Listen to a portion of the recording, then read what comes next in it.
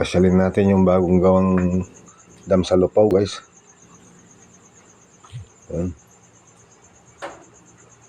Ayun nga, kasalukuyan namin binabagtas yung kalsada papunta doon. May nabutan kaming 3 siklista. Malamang doon pupunta yung mga yan. Ayun guys, dito na kami. Parating na kami dito sa mismong dam. Ayan guys, yung dam. Ayan, Ayan. Tignan nyo naman ang tanawin dito. Ang ganda.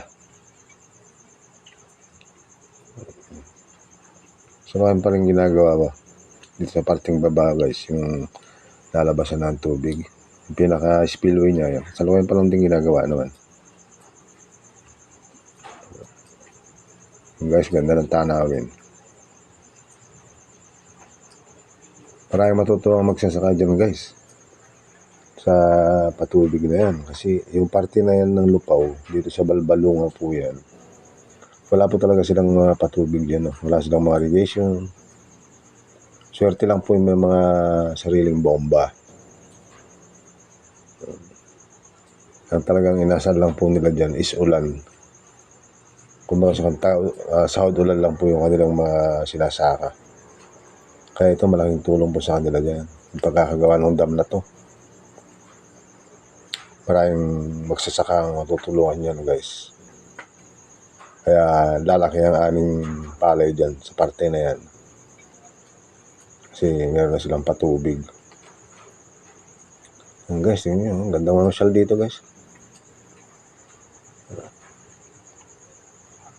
Maraming siklista dyan guys. Kanina kaming nabutan. Kaya lang mas maaga silang dumating. Pauwi na yung iba nung dumating kami. Ayan. So, tingnan nyo. Ang ganda guys. Bali, pauwi na rin kami ng kasama ko. Yan guys, kasama ko yan. Yan guys, tingnan nyo.